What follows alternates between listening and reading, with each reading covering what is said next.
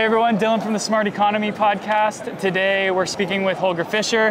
Holger, I'm just going to let you tell us what it is you do and what Concordium is. Perfect. So Holger Fischer here at Consensus 2024. Been here the past couple of years, and for the first time Concordium actually has a booth, right? With Lars joining us from his digital twin, his AI. And I'm doing ecosystem growth at Concordium Protocol.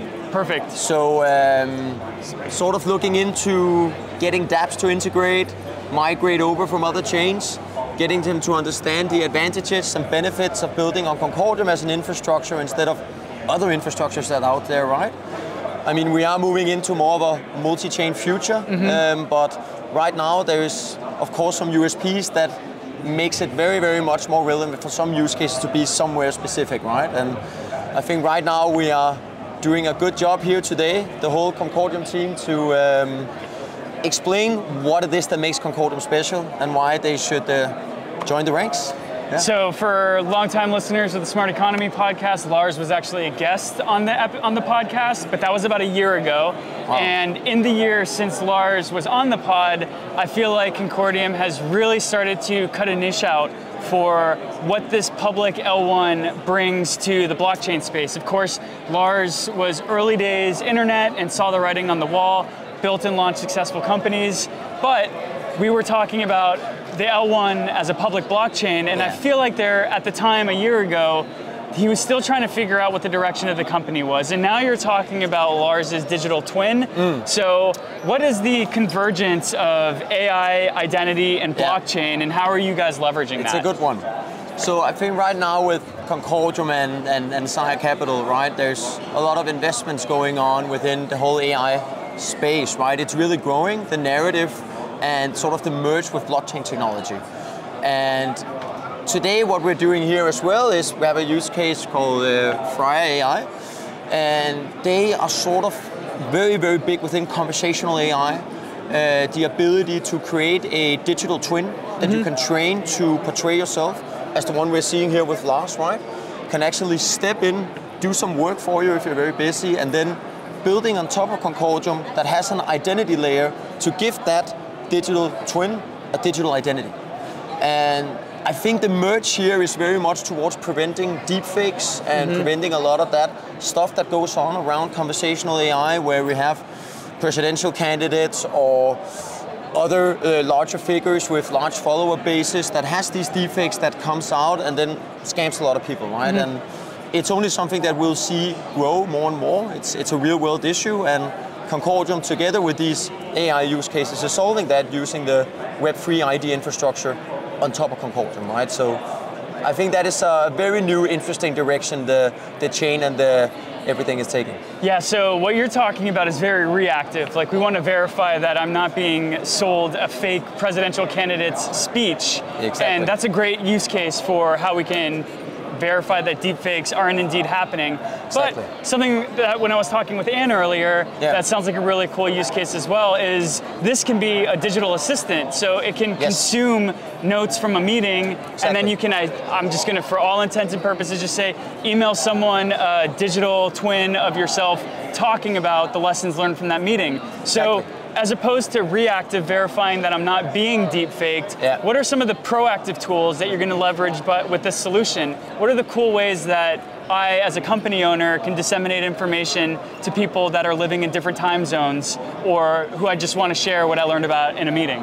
I think there's a lot of interesting stuff here, right? Because as it takes meaning, it also becomes more clever, right? It becomes better, well equipped to answer more complicated questions and actually portray the real you, right? So in this instance, for instance, as well, we have Lars, right, who's leading Sire Capital. Every day there are tons of use cases that are reaching out to him who wanted to pitch for an investment. He unfortunately he only has 24 hours a day, right? So he can't meet with all of them. What if he could send his digital twin, his AI assistant, to take these meetings and take him almost as well, if not even better, than Lars would do, right? I mean, that is a very, very entertaining, interesting thought. It's also for him to be able to not only do it in Danish or English, but actually being able to speak fluent Chinese, opens up a whole new broad array of investors from all around the world that potentially otherwise wouldn't pitch, right? So I think there's a lot of doors that it opens, right? But it's still important that this happens in a safe, secure way, and that this happens and utilizing a Web3 and ID infrastructure like Concordium have, where you ensure authentication, you ensure accountability, you ensure verifiability, and you give this very, very important security aspects to a technology right now like AI that is really blooming, right? And it's really just accelerating there. But yes, it's important that it happens within some security measures and safeguarded ecosystem, right? So this merger right now with these AI companies and Concordium's Web3 ID infrastructure is a lot about building a safe AI ecosystem, right? And it's very, very important. Yeah, I agree. And I know that this is like a really big deal. It's probably a lot of development time that goes into it. And it's not fair to ask what else is on the roadmap. No. But what else is on the roadmap? What else are you guys leveraging this technology for beyond just sharing information or maybe a pitch deck with somebody in another language? Are there any other concepts or ideas you guys are thinking of right now? A lot. We are doing a lot right now within this space, right? So this is just the beginning. You'll see more and more AI use cases pop up, right? It's also a bigger focus if you take the commercial team and you take a look at what are the unique selling points that this sort of synergy between blockchain technology and AI on Concordium with Web3 ID infrastructure and use cases like Fry AI with the conversational AI. I mean, it's very, very interesting, right? And I think that as we will see this grow more in popularity and people will see the real world utility of this merger of these two technologies, then all of a sudden we'll see it accelerate, right? And then Concordium and Sire Capital is very much ready to accommodate this demand. Awesome. Yeah. This is the third year in a row that Consensus is being held in Austin, Texas.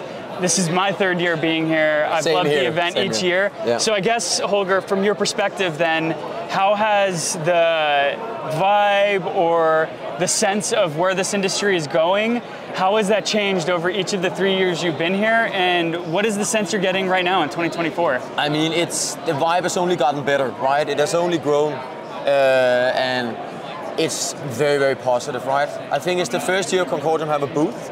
Yeah. Won't be the last time as well. I think we're going to Toronto next year. Consensus is moving there, right? And Austin is an amazing city. It is really becoming a tech hub, so we'll miss that a little bit. I think Toronto will be just as great, of course. But just the amount of partners and that you get to meet, and then especially when you work in such a global virtual industry, where you've met someone virtually, you've had 50 meetings with them throughout 665 days, and all of a sudden you get to meet this person in real life at Consensus.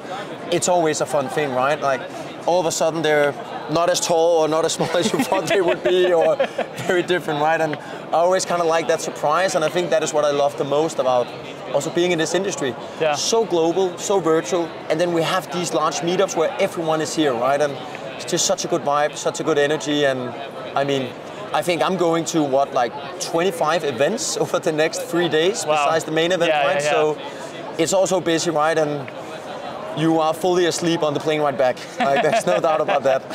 Awesome. Well, thank you for sharing your time with us. I know you're about to lose a bunch of energy over the next 2 days, so I really appreciate it, Holger. Of course. Thank you very much. Cheers. Pleasure to be. And for everyone who wants to see more interviews, head over to the Neo News Today YouTube page to see more of our recorded interviews, and check out www.smarteconomypodcast.com for more full episodes.